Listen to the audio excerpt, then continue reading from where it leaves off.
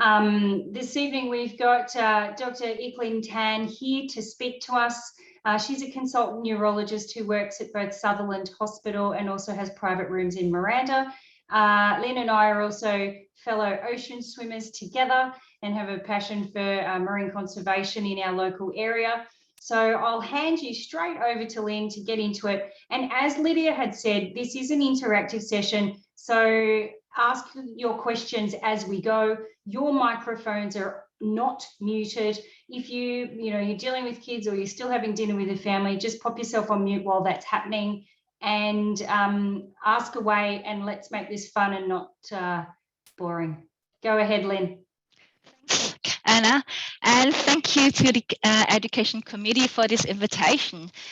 Ideally, we would have liked to be face-to-face in dinner and socializing, which is part of the program, really part of activities like this, a bit of a fun, education and networking. But we'll make the most of what we have tonight. So do make it interactive, and you may shout out if you want to interject at any time. So I've been given the task of going through a few common neurological problems. And so hopefully by the end of the evening, we would have gone through nerve conduction studies and common neurological conditions for that, neuropathic pain and management, tremor classification and a bit on management, and Parkinson's and how do we differentiate that. So we are very lucky living in the Shire, and I'm a Shire neurologist and I live locally as well. So I'm going to start off with a case. So an 86-year-old retired pastor, and like a lot of our Shire population, we have elderly patients, healthy. And also, no pressure. Just pop yourself on mute if you're doing things in the background. Sorry about that, Lynn. That's all right. So he's been referred for balance assessment, increased falls over the last 18 months. And really, when you asked him, he's 6 months of feeling really quite unsteady and falls. So losing balance, especially in the dark, and that's what patients often report. So in the dark, you taking away the visual cues. So you're totally relying on your nerves, on your central nervous systems, on your proprioception to keep your balance. So, in increasing them in taking a history, how they feel in the dark is often a good cues to whether if it's the nervous system problems. So he feels unsteady on uneven ground, even when turning. So in the last month prior to the consultation, he's been using a walking cane. In addition to that, that's numbness and tingling in his legs for many years. Along that line, I suppose, just from that history, what goes through your mind then? So gait difficulties, a bit of sensory symptoms in the lower limbs for many years, and perhaps slightly worse in the last few months. So when you think about it, neurology is like our real estate, is all about location, location, and location. So when addressing neurological problems, we think of where is the problem? Where is the problem? So before thinking of what the pathology is, where could be the problem be? So I suppose if you go through a neuroaxis from your nerve, from your muscle, from your neuromuscular junction, from your peripheral nerve, your plexus, your spinal cord, your brain. Well, someone with balance problems can be anywhere, really. It can be your peripheral nerve problems. It can certainly be your spinal cord problems, and especially elderly people with cervical myelopathy can be a problem. Central nervous system up in the brain, especially posterior foci, that can be a problem. So really, in that sense, then, pretty much the whole neuroaxis can be a potential problem. So in the questioning, the fact that there's no sphincteric dysfunction suggests that spinal cord pathology is that less likely. He also gives the history that he felt that he's needing to lift his leg up suggesting some foot drop, and that the toes sometimes scrape the floor. He had had falls in the last 12 months. He had right hand tremor for 12 months. However, again, falls and balance Parkinson's is what comes to mind as well. But he doesn't have any premotor symptoms like REM sleep behavior disorder, hyperosmia. So that's his background. And in terms of his other comorbidities, quite a typical octogenarian, a bit of coronary artery disease. He has a bit of pulmonary fibrosis, dry cough, but reasonable exercise tolerance. The usual list of medications. Has a bit of alcohol in his younger days as he had worked as a sales rep, but really hasn't been only social drinker otherwise. Sorry, Dr. Tan, would you just please pop your presentation to the full screen? Okay. Thank you. All right. Okay. You're just a tiny bit crackly too, Lynn, I think, when you move. Okay. All right. Thanks. Okay. So he's a bit hypertensive and slight posture drop of 30 millimeter mercury. Tandem gait was slightly difficult and rhombus test was positive. So rhombus test, again, what you do is you're taking away visual cue. Is that better, Anna? Maybe I'll take that off. So rhombus test being positive often is a sign of loss of proprioception or their posterior column, sensory ataxia essentially. There's no tremor, no extrapyramidal signs. There's some wasting of his foot muscles, some dorsiflexion weakness, so some a left foot dropped, ankles were dampened, and there's a distal proximal gradient loss of temperature and vibration sense. So what do people think then at this juncture? So put your answers into the chat box. Let's use our brains at 7:45 on a Thursday night. I certainly feel like I'm having to think a lot. I'm sure we all remember that the Romberg's is the one where you have to stand up and put your arms out in front of you and close your eyes. So I can't see any answers in the chat box just yet about what anyone thinks might be going on.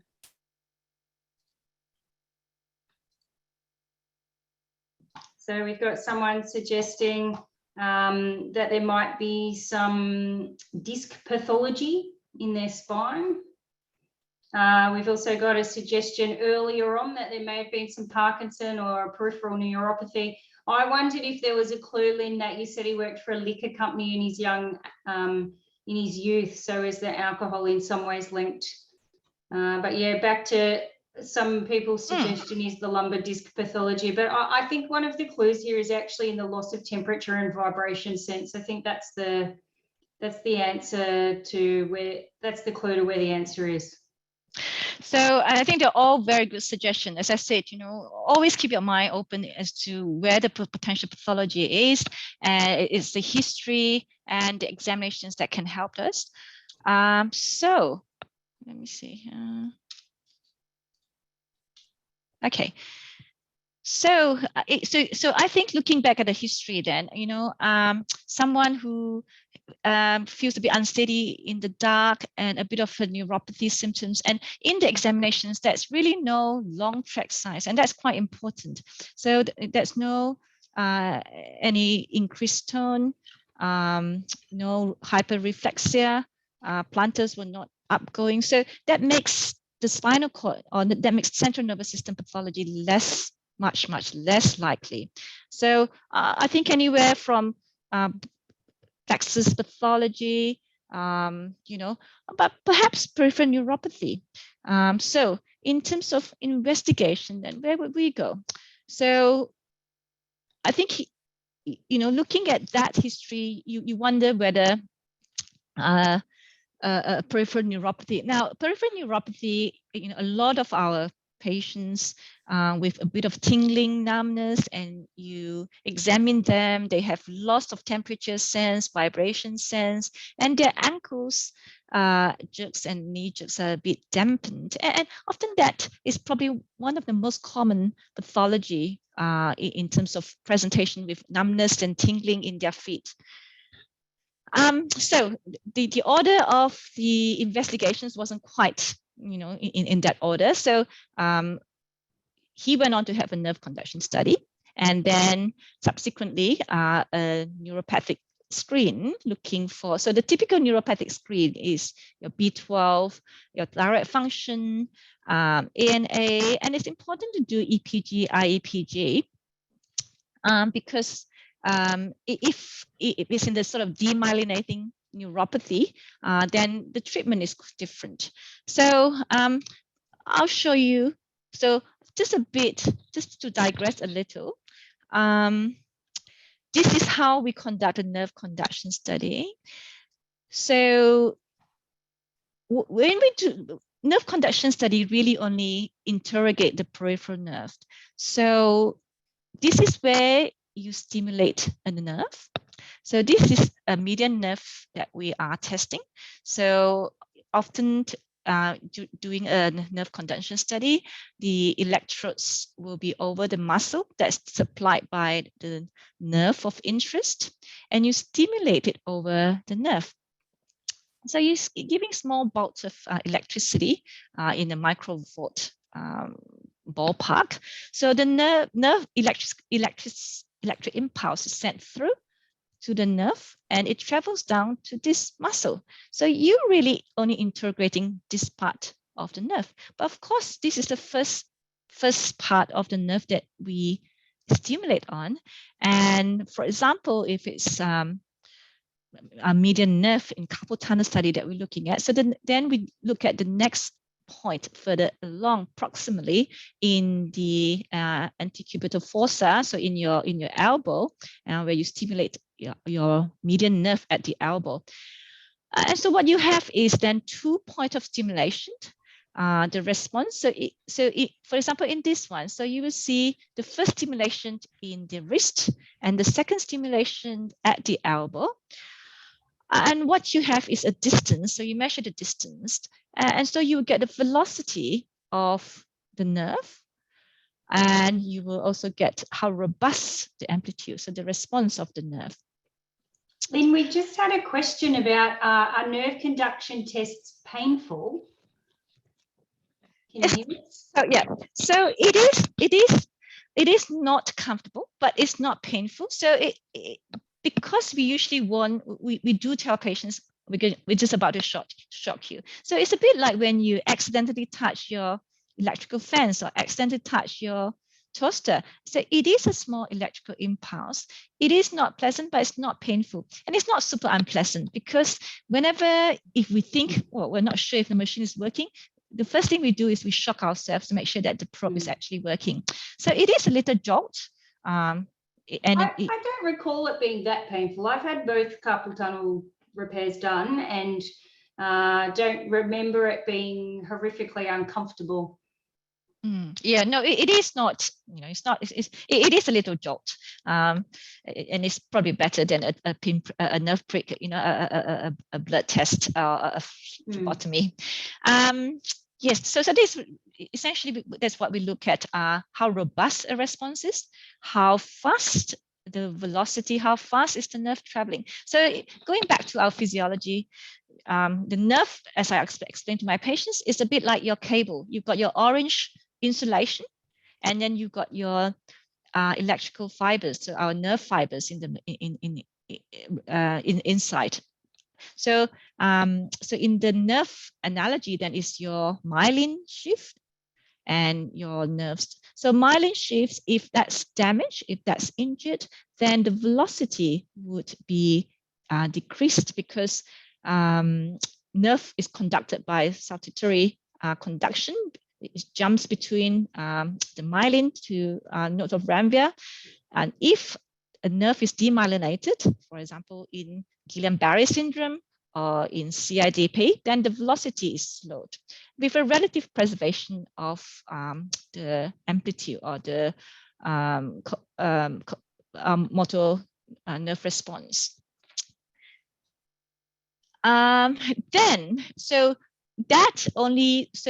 For example, going back to the last slide, we only test the nerves between here and up at the elbow, and also basically essentially the nerve from the elbow down to where it supplies the adductor pollicis brevis.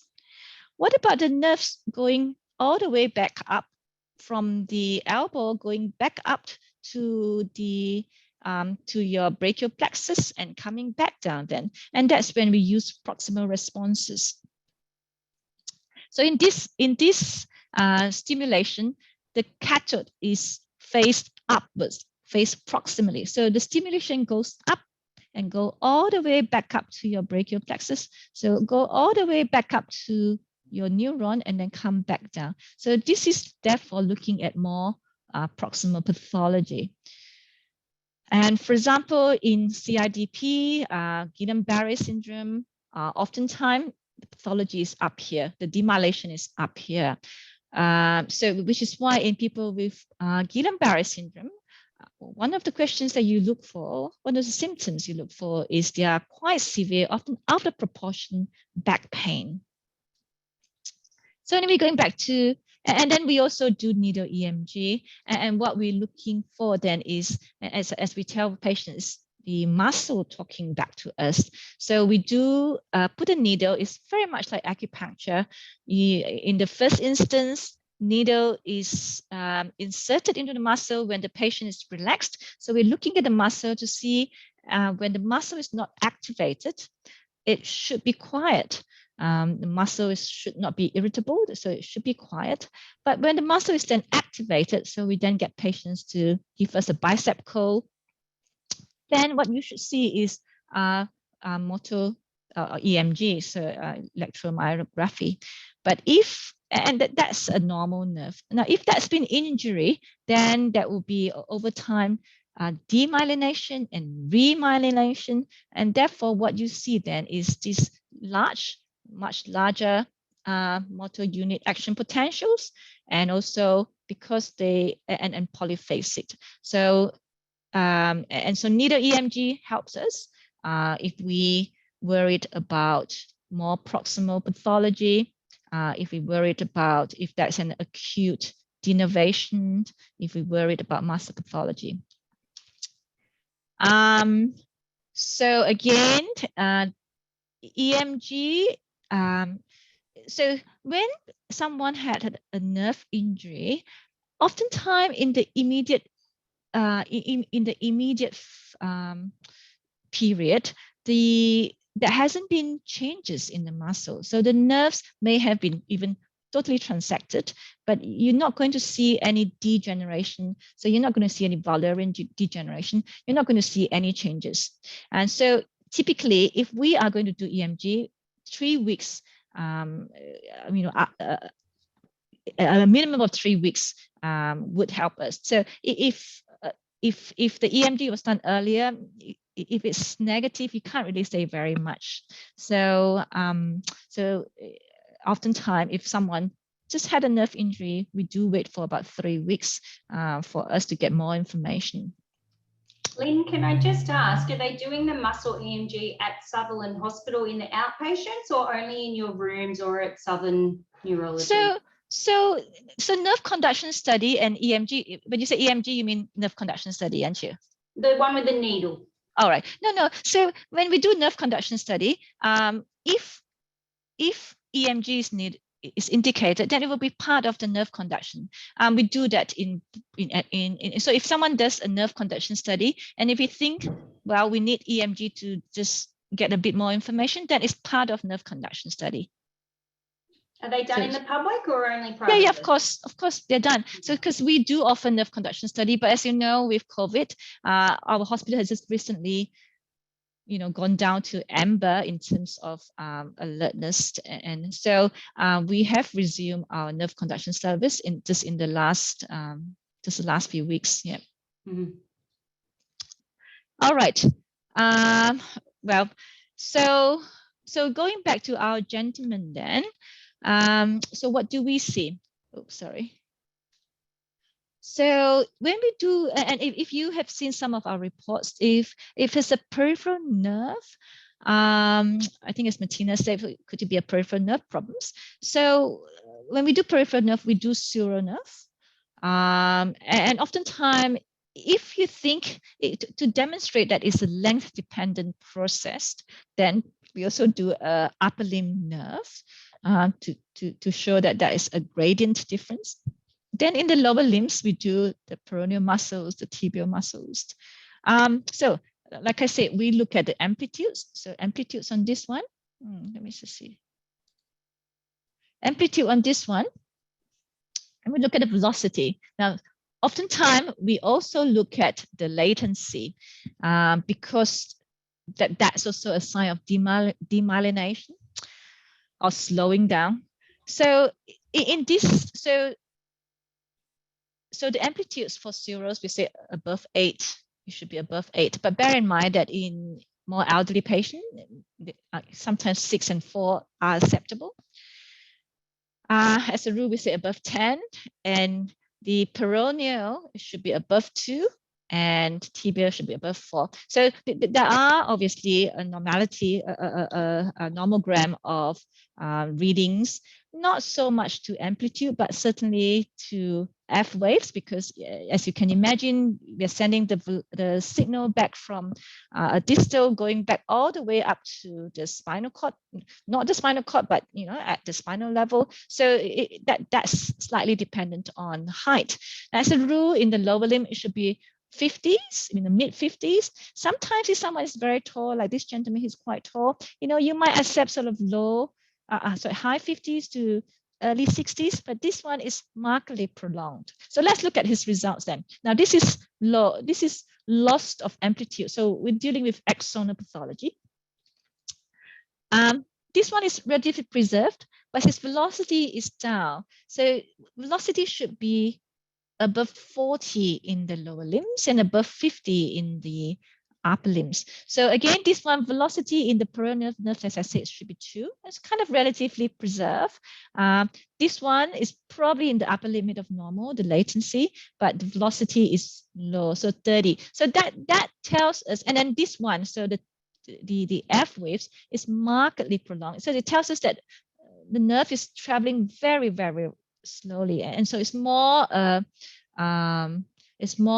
demyelinating pathology. But maybe, and as always, it's oftentimes it's not just a slam dunk one or the other. So he may have underlying some axonal neuropathy, but certainly he does have a demyelinating component. So it's not unusual that I can't remember whether he was diabetic or not. But no, he's not diabetic. But he had significant alcohol in the past, so it's not surprising that he may have a bit of axonal neuropathy, which I call our garden variety neuropathy, which oftentimes there's not very much we can do. And oftentimes, if people have axonal neuropathy, the most 3 common causes in the community is diabetes, alcohol, and in a third of people, idiopathic. The good news is I tell my patients, these are not going to render you wheelchair bound. The symptoms of burning, tingling can be maddening and quite simply bothersome. And they can be a bit unsteady, but they really shouldn't be super unsteady. But in this man who is quite unsteady, CIDP, you do have to think about CIDP. So chronic inflammatory demyelinating polyradiculopathy, CIDP then people can present with quite significant unsteadiness, and that unsteadiness is where they will come into my room, and even to get them to go from chair to standing up, you can see that they are really struggling and sort of hanging onto furniture.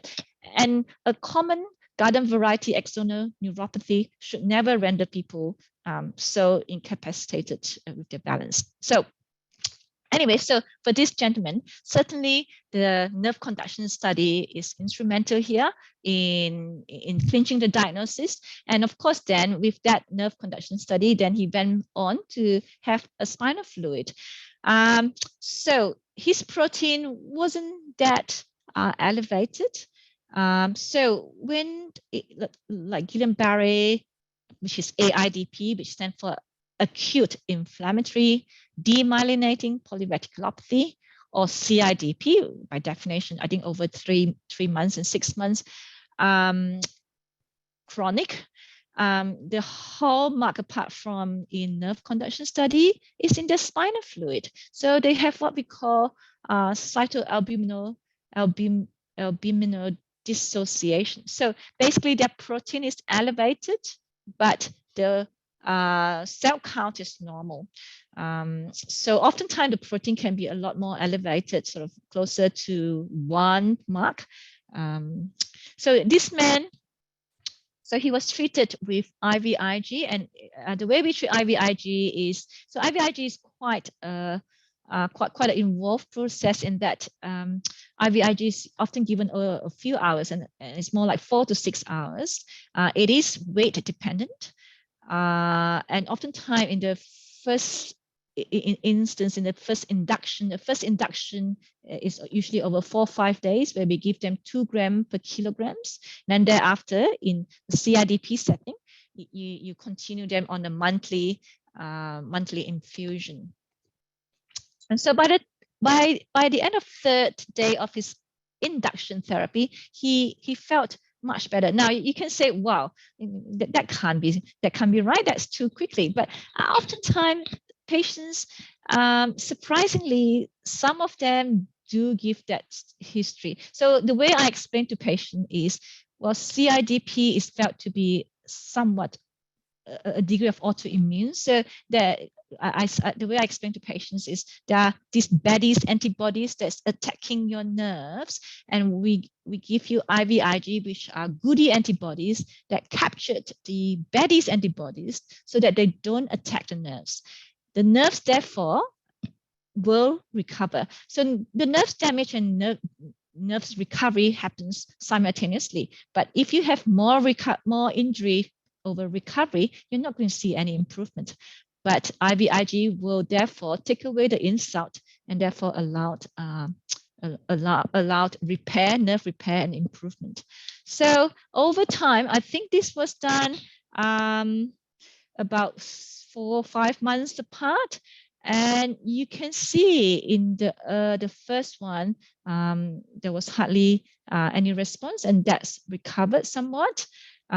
His velocity is still a bit slow, but certainly his reading are starting to come back a bit better. And clinically, he would tell you he feels he was walking a lot better. And look at his F-waves, that's improved from 70 meters. So 70 meters per second to 63, 65, which is more normal. So that's our first case. And so that's one utility of nerve conduction study. So when do you order nerve conduction study then? So this is one of the sunrise. As you can see, that's Canal, and this is South Cronulla. So what are the indications for nerve conduction study then? When do you send them? Well, I think,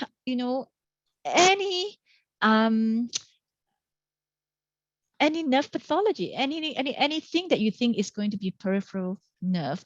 Now, some people argue that, well, if the symptoms is suggestive of carpal tunnel syndrome, do we need a nerve test? Well, I think some surgeons would be happy to operate without. I suppose my thinking is I suppose majority of the time you're right. But there could be times when you're not right. So it's a bit like, well, you think this patient's anemic. You really want to confirm that the patient's anemic. So I do think that if patients is carpal tunnel study, a nerve conduction study can help. And also it helps to see how severe it is. If it's minor, a period of conservative management with just nocturnal restraint is is reasonable enough, and oftentimes people do improve, and they may not need surgery.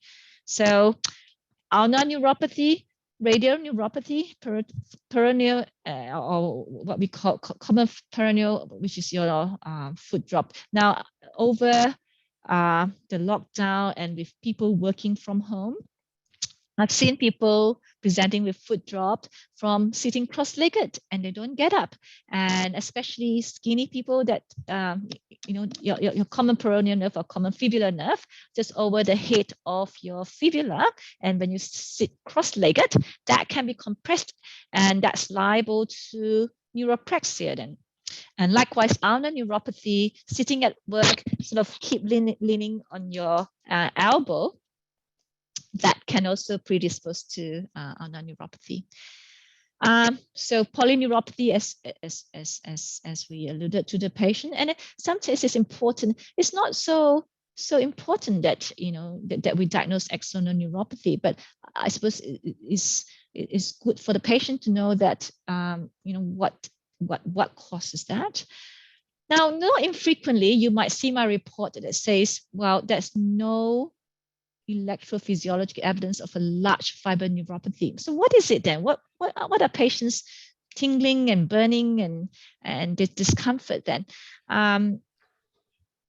This is on the proviso that there's no long tract size, there's no any red flag for sphincteric dysfunction or spinal cord pathology.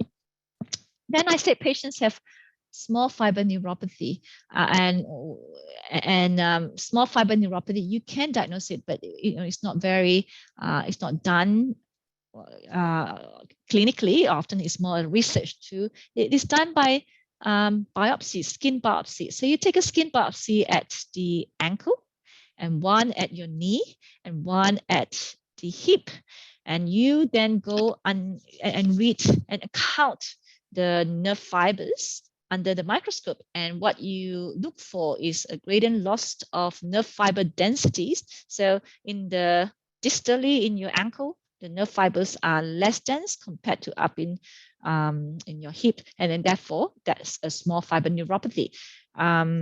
So patient symptoms may not necessarily be may be due to small fiber neuropathy if the nerve conduction study is normal. Then, of course, going through your neuroaxis again, is it muscle problem? Could it have myopathy? Could it be, neuromuscular junction disorder? So your myasthenia gravis. Then going on to your individual nerve, your median ulnar. Then going on to your plexus. So any pathology along your peripheral nerve can be diagnosed, and nerve conduction study is a very useful tool to help with the diagnosis. So when should you just send the patient along for a nerve conduction study, and when would it be more beneficial to help us diagnose the problems? Now, when it's a carpal tunnel study and when it's a peripheral nerve, peripheral neuropathy, I think those are quite straightforward, and a nerve conduction study, and working and getting the results of the nerve conduction study, and you can help your patients. But anything beyond that, when it's a bit more complicated, I think certainly a consult and a nerve followed by a nerve conduction study would be better in helping the diagnosis and management. Now, is there anything else that before I move on to the next session? There's just a few questions, Lynn. Yes, yep. So I think it says fasciculation a hallmark for MND. How would nerve conduction help in MND? Right. So fasciculation. So you are right. So we always say that nerve conduction study is really an extension of your neurological examinations. So fasciculation is a hallmark, but there are many other conditions that fasciculation, that people can have fasciculation. So you can have your benign fasciculation syndromes. You can have your peripheral nerve hyperexcitability syndrome.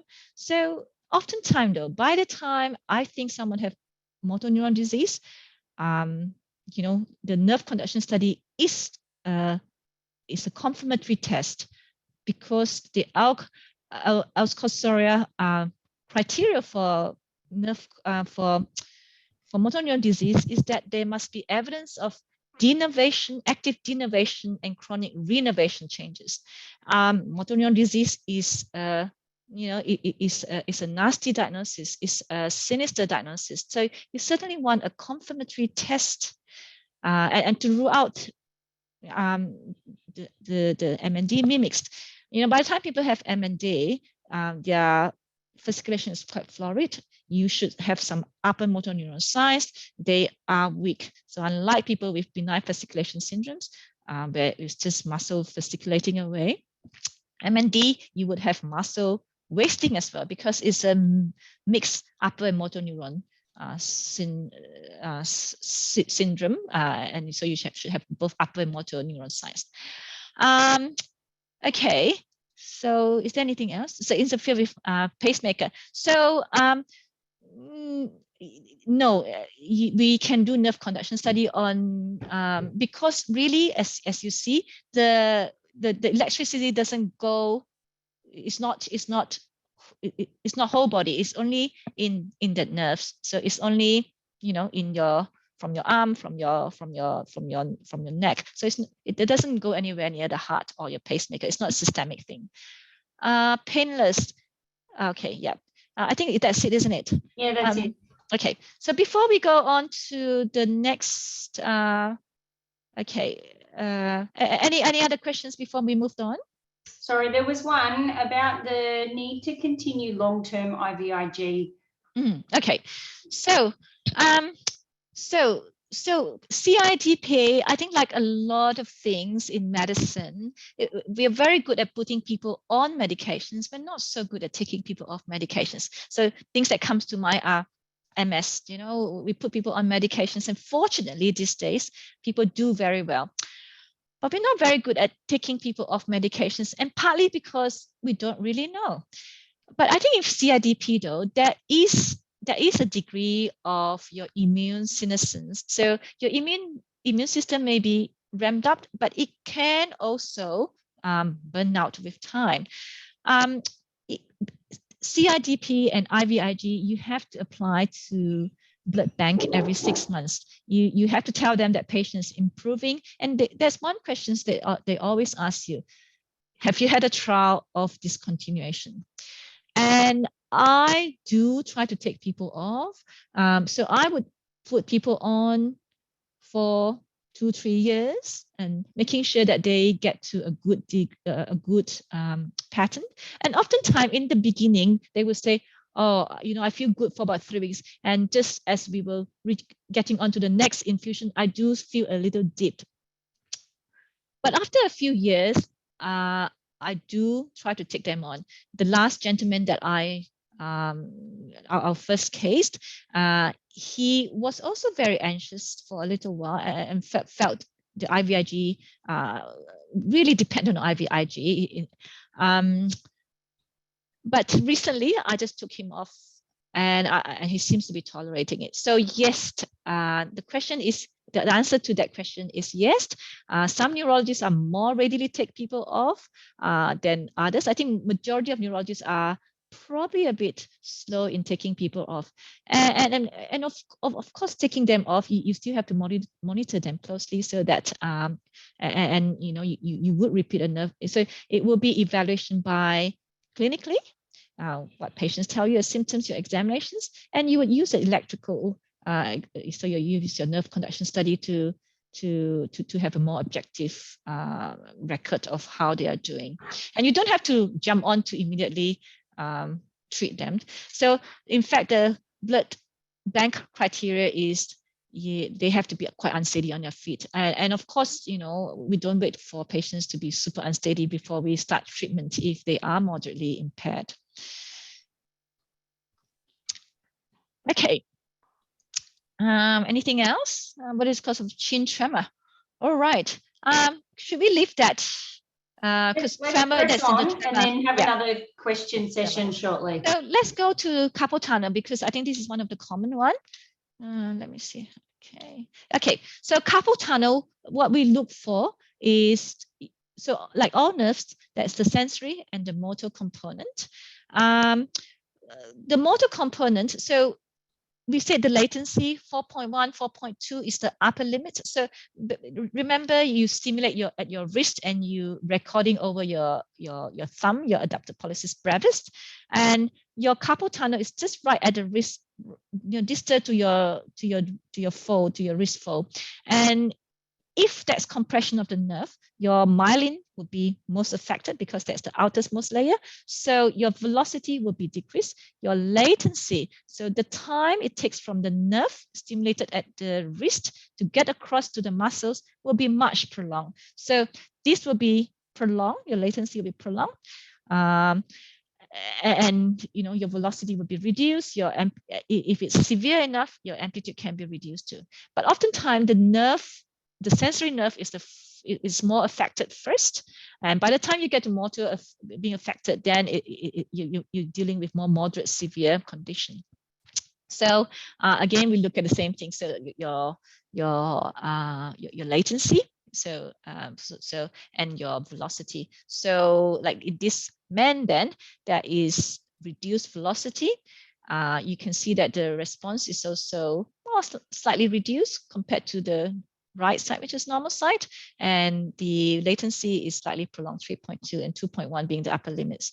So that's one, and this one is the ulnar nerve. So this person, let's see, sorry. Okay, so what we're looking for so this person, as you can see, that the velocity is slow, quite slow. And this is the sensory nerve. So in the upper limbs, we say they have to be over 50. So there is a bit of a slowing, quite slow across the nerves. And then in the motor study, then this is markedly prolonged, isn't it? So we say 4.1 is the normal. This is significantly prolonged, and this is slow as well. Relatively preservation of the motor response.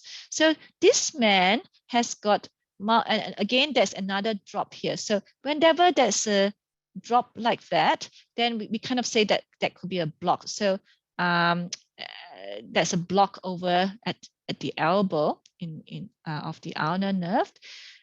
So this man had previously had a left ulnar transposition surgery. But when someone has, quite a few nerves that's so prone to being compressed, neuropraxia, this man actually ends up having hereditary neuropathy with pressure, with a tendency for pressure palsy. So it's a genetic condition, it's an autosomal genetic condition. But apart from the fact that the nerves are very prone to neuropraxia, so often little provocation would cause a foot drop, a wrist drop. They're compatible with normal lifespan. They can do all the exercises, just that every so often they will have a wrist dropped, just because the nerves are so, for example, at the spiral groove of the radial nerve. And oftentimes there's a family history. So I recently, and it's not that uncommon. I think I had 2-3 patients, I think in the last few years. So I suppose then it's education. So one of my patients was just sitting, extending the hand and playing with the son on the floor. So sitting on the floor, you kind of support yourself, extending your elbow. And that was enough to cause, I think he had ulnar neuropathy. So what about case 3 then? This is, what do we have this patient? Maybe we'll,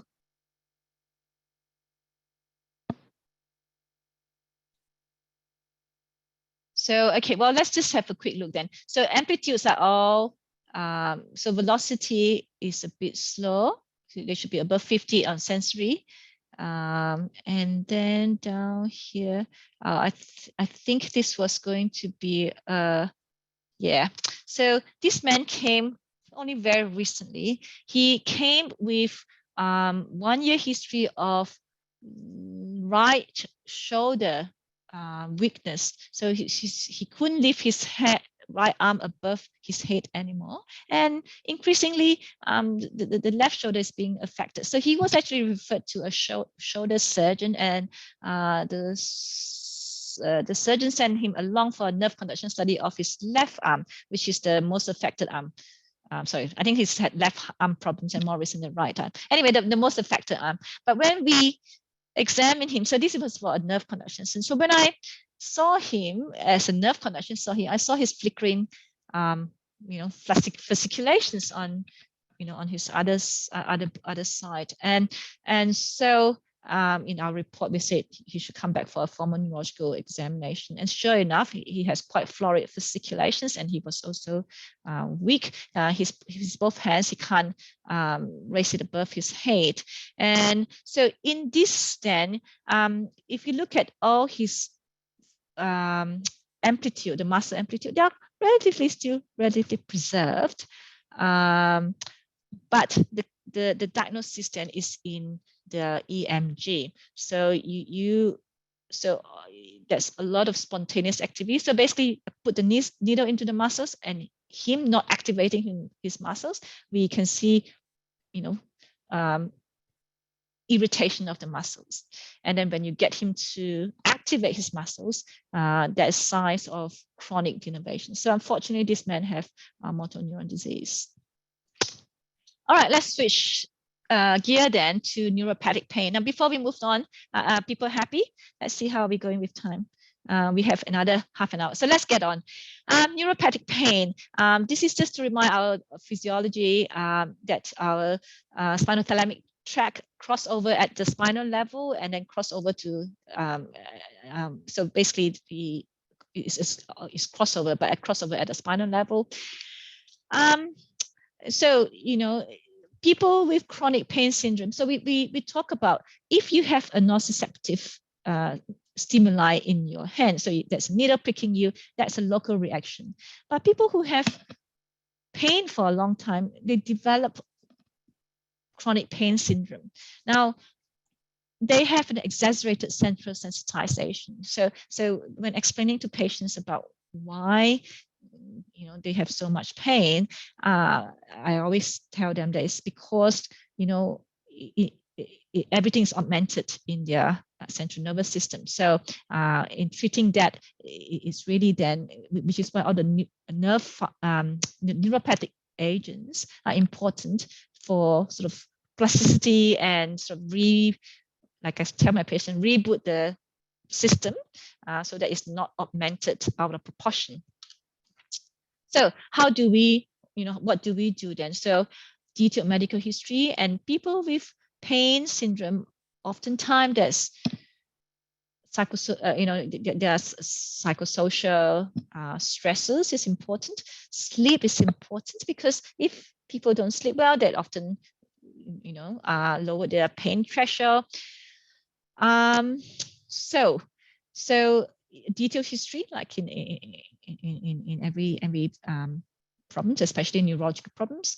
Then in terms of evaluation, then again, if it's sort of a nerve problems, putting a diagnosis to how they feel, whether they have neuropathy, whether there's any peripheral nerve entrapment syndrome, that would be helpful.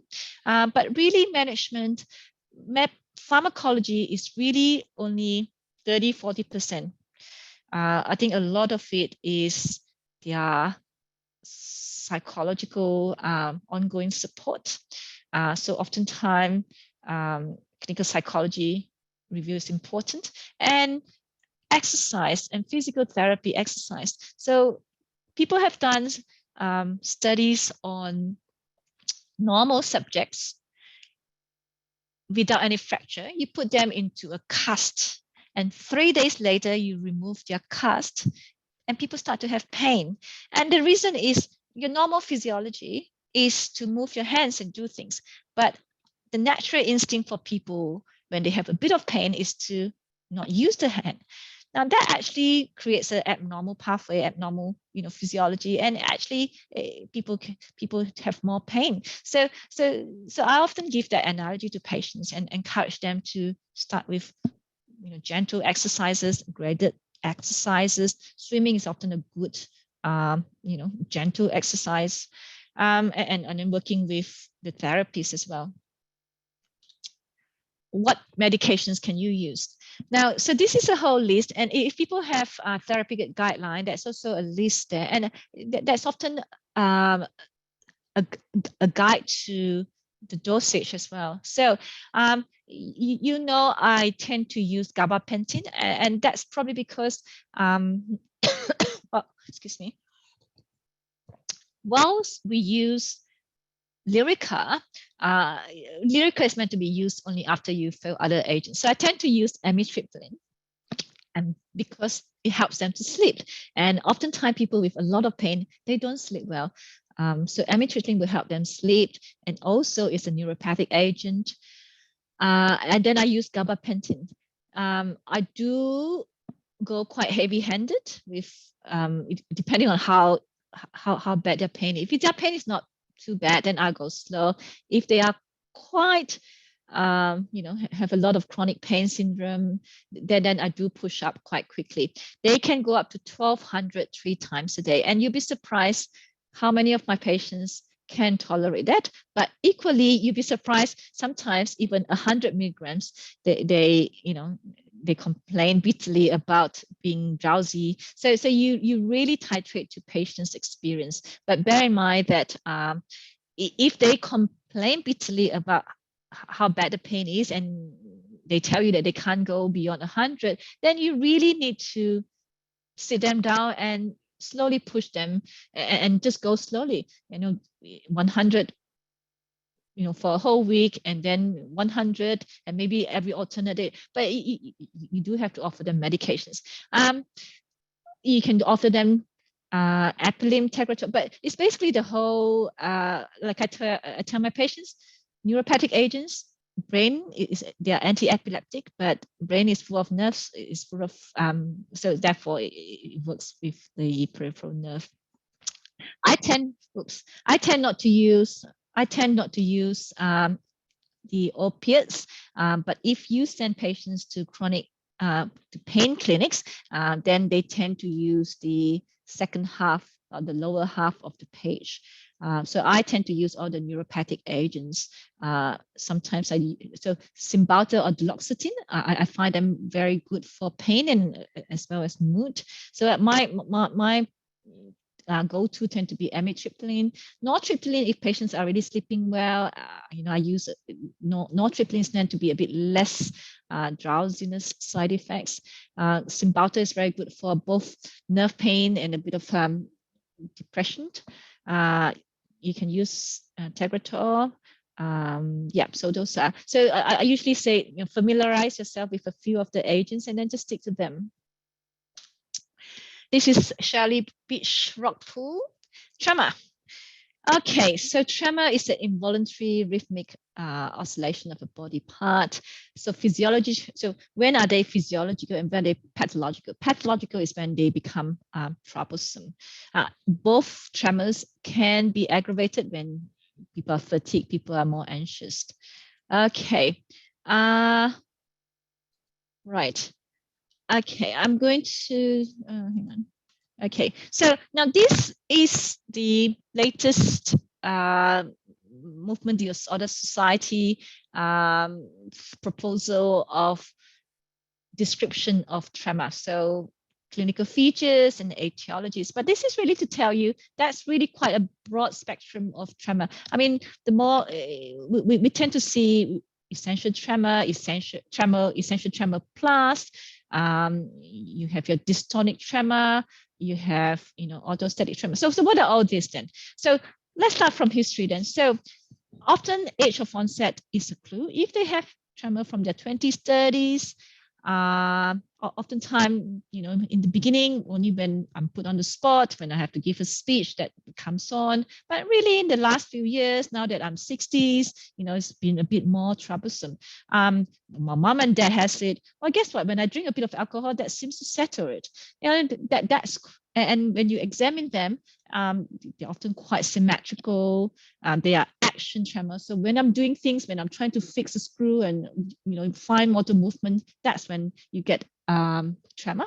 And so that's very classic essential tremor.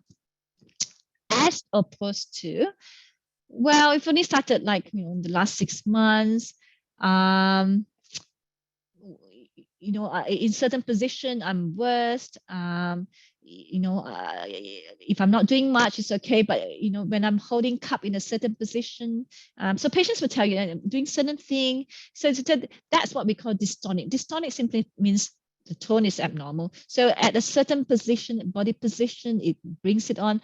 Now, oftentimes people think that's probably an overlap between essential tremor and dystonic tremor. Some school of thoughts is that, well, there's not really any, there's no one that's real essential tremor. There's always a dystonic component in that some position really brings it out better.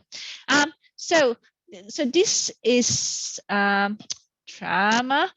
So we talk about rest tremor. Now, rest tremor, when someone has rest tremor, you're really going down probably extrapyramidal tremor, so Parkinsonian tremor. So a rest tremor really puts you into a different category, whereas the essential tremor, dystonic tremor are more action tremor. So what do you do then? So someone asked, what is jaw tremor? No, jaw tremor, your head tremor, your head tremor, or what we call it dystonic head tremor, can be part of your essential tremor. It can also be seen in people with Parkinson's disease. So it's not quite specific in that sense. More often though, it's probably more often with essential tremor. So all this tremor is lumped under movement disorder. So it's felt not to be peripheral origin. It's felt to be brain, you know, it's originated in brain. So as you know, we obviously start with pharmacotherapy, but in people who are very severe and Botox doesn't help, then your DBS, so deep brain stimulation, and more recently you have your ultrasound enhanced thalamotomy. So there are more invasive treatment, and these are all aiming at the brain. So yes, tremor, you know, and it doesn't mean that all tremor needs to be treated. If it's not too bothersome to patients, then they don't need to be treated. And you just monitor them for a little while, and when it becomes more troublesome, then you start treatment. Then also, sometimes when you initially may think that it was dystonic tremor or essential tremor, but as you follow them on, well, maybe they have developed a bit more Parkinson's symptoms, and then, well, maybe as time over time, they declare themselves to be Parkinson's disease. So that's not uncommon as well. And you know, so henceforth, monitoring patients over time is important. All right, now these are quite busy slides, and I don't really want to go into individual. So before we go on to Parkinson's disease, let's stop here to take questions on tremor. If you want me to go into a bit more, you know, in depth on any tremor.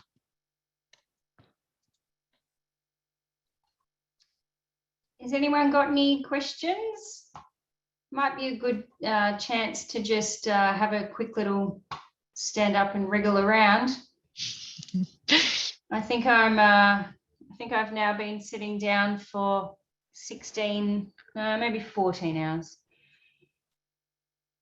Lynn, it doesn't look like anyone's got any questions about tremor. Okay, all right then. So, okay then, in that case, I will go back to, let's finish up. And then I think Parkinson's, ooh, where are we? Oh, okay, sorry, this one, I'm going to show you a video and see what people think.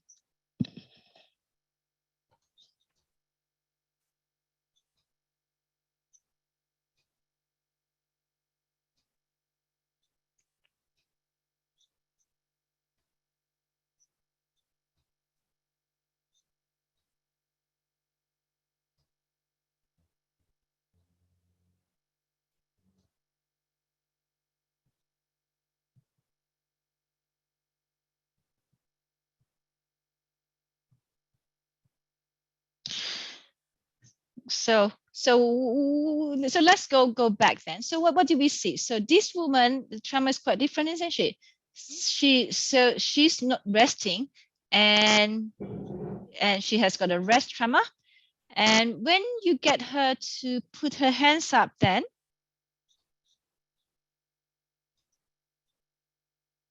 so it stops initially, and then after a few seconds, the tremor starts again. And this is what we call re-emergent tremor. And that's very quite specific for Parkinson's disease.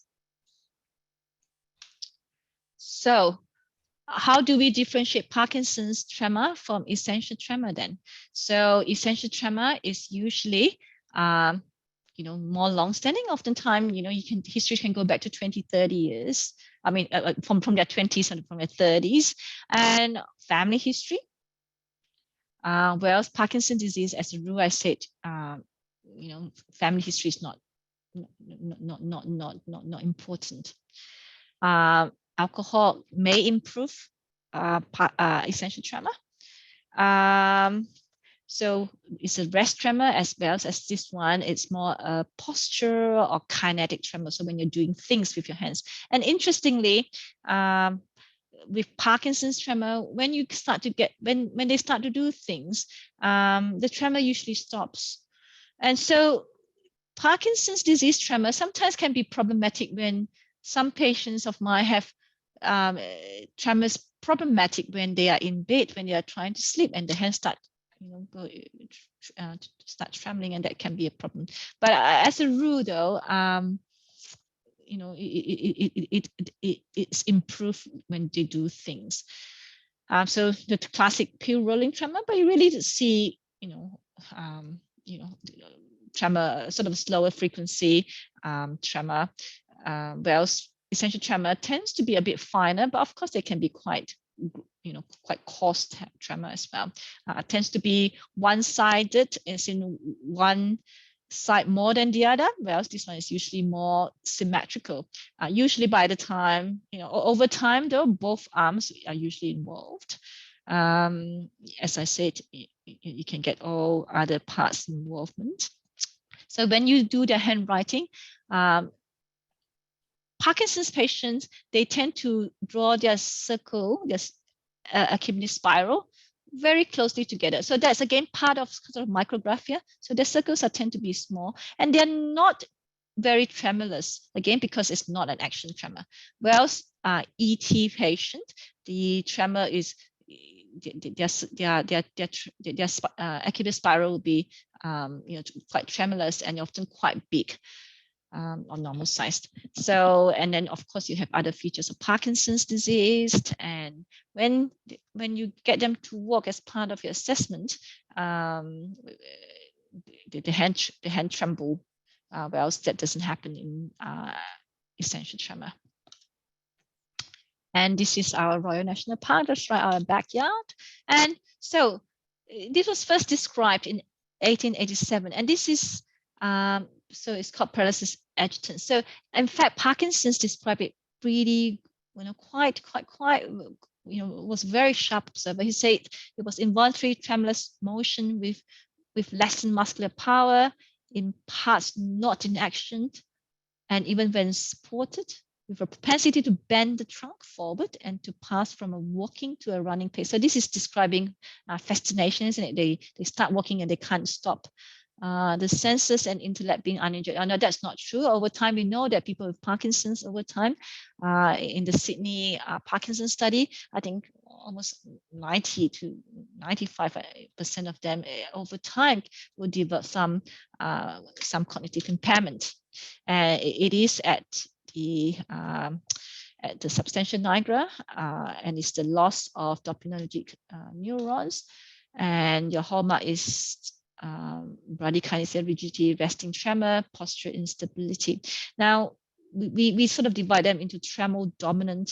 So people who have tremor dominant Parkinson's disease, as a rule, we say they tend to progress slower. Although sometimes in the initial bit, they do require higher doses to get their tremor under control. But as a rule, we think people with tremor dominant tends to have a slower progression of disease. Now, it is not just a movement disorder, it's the brain after all. So, they can have both motor and non-motor symptoms. Drug history is important. So people with antipsychotics, anti-nausea tablets can cause Parkinsonian disease. Then, of course, there's also Parkinson's plus syndrome, where this group of patients, then they don't respond to dopaminergic medications very much.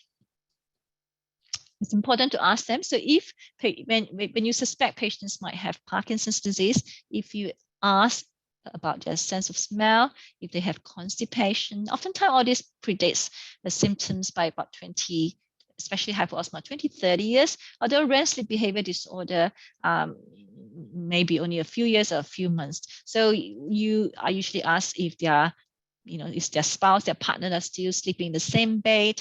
Do they shout and yell? Do they sort of act out their dreams? So what I explain to patients, during your rapid eye movement stage of sleep, we all dream.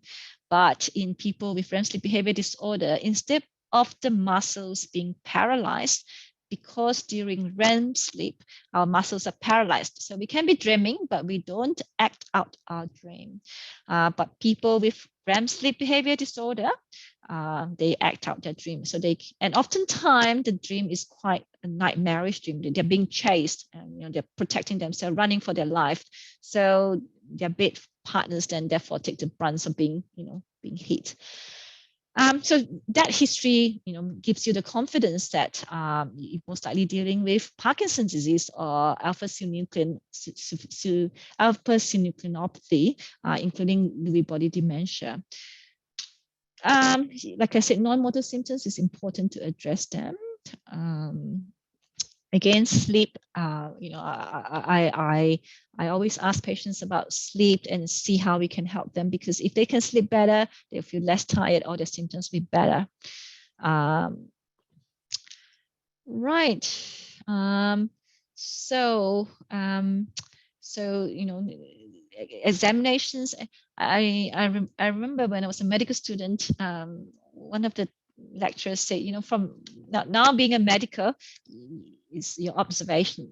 Sitting in your bus, you look around and you pick up people who is Parkinson's disease. So and especially so in neurology, I would say. And so it's a very much waiting room diagnosis in many ways. You have your suspicion, and when you examine them, then they usually have decreased blink. There's rest tremor sitting there. They're rigid, and then decrement with rapid movement. So you just get them to do, open and close their fingers. But with Parkinson's, over time, from big they will go small. Pisa syndrome is when they tend to lean to one side. Freezing of gait is they walk and suddenly they just couldn't lift their feet up. They just couldn't walk. And this kinesia usually is a sign of advanced disease, and because the response to medications is no longer reliable. Again, when you make a diagnosis, you don't have to jump on to treat people immediately. Again, like I said, all our medications is only symptomatic control, but it's also important to maintain people's functionality. You don't want them to slide, because then it's hard to sort of push them back to a good baseline. So, so you don't have to jump on to treat patients, but equally you shouldn't delay treatment if they are indicated. So it depends on how it's impacted the patient. I think, okay, so, and then this is a list of medications that we can use. And so I suppose if you have a Parkinson's, if you suspect someone has got Parkinson's disease, do you tend to refer, or do you start them on some treatment? I think it's equally, reasonable if you want to start them on treatment, but I think at some point in time involving a neurologist, so that when things get a bit complicated, they can be better. The nuances can be helpful, and yeah. So I'll just have a look at the questions, and it'd be great if everyone's got anything that they'd like to contribute. Lynn, I just can't remember, did we answer that one about contraindications for nerve conduction tests? Yes, so not really any contraindications. The only thing is when patient can't tolerate it. That's often very rare. And I could recall a man who, was a prisoner of war, and he couldn't tolerate it because that just reminded of his awful experience. But really, as I said, it's not that unpleasant. Like I said, the first thing we do if we wonder when the machine is working is to shock ourselves. So it can't be that bad.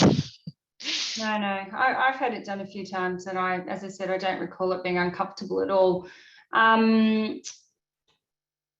I think it's also, I was actually just having, while we were talking, I was having a look, and apparently in the Wollongong area, there's a 10-month wait in order to see a neurologist if there's a question about having a peripheral neuropathy. So unfortunately, Lynn, I've just put your name forward that you probably don't have a 10-month wait to see a patient with peripheral neuropathy. But I thought that was quite a timely question, because one of the other neurologists said, we're all GPs listening here today, think about what we can do as the GP first. So those neurology screening bloods, perhaps there's an indication to order. You might get the nerve conduction test done earlier than having the consultation. And of course, if there was any imaging that would be of any value. I'm sometimes a bit nervous about if they've just had a set of bloods, then you don't want to send them off for more in case the neurologist wanted something else that I hadn't quite thought of. But I think this is a good slide here to sort of highlight the basic bloods that we're certainly capable of organising. Yeah, I must add though, your hemoglobin A1C or your fasting glucose too, yeah. So your fasting glucose, yeah. One of the listeners had also said, where are we at sort of with stem cell treatments and stem cell transplants? For neuropathy? Danielle, do you want to clarify that a bit more? Mainly in the treatment of Parkinson's disease. All right, for Parkinson. Thanks for that.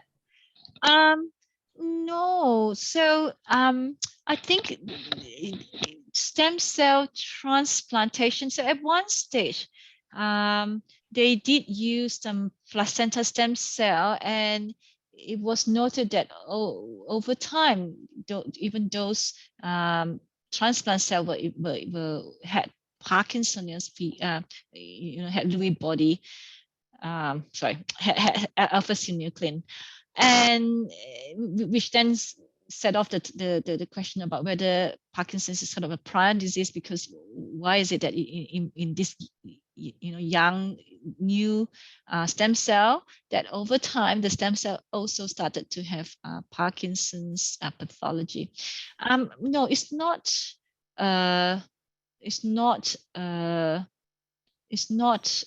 as far as I'm aware treatment or common treatment at all. So we talk about disease assisted therapy. I am not aware of stem cell. Has there been any media recently on stem cell? Not sure. So usually if people start to have unreliable response to medications, and often that's about 7-10 year ballpark, then you can use apomorphine infusion, which is a constant infusion during their waking hours. You can have a direct gastrotomy into your small bowel, so bypassing sort of unreliable gastric emptying, and then you have sort of a Cinemat on infusion and a deep brain stimulation. Well, Lynn, I think that's been pretty awesome. We've got 8 minutes to time, so if anyone had any lasting comments that they'd like to make, please do so now. Otherwise, I think it's a great opportunity to have Lynn come and speak with us this evening. Lynn, I also just noticed on your website, have you got 2 other new neurologists working with you? Because I actually wasn't aware that they were there. Yeah. So Katie is also one of the neurologists at Southern Hospital, and she's been there for the last 2 years, I think. And Justin Wang, she's a neurologist at St. George. She's been there for about the last year as well. Yeah, it's great when we have opportunities for education and you sort of see what else is out there.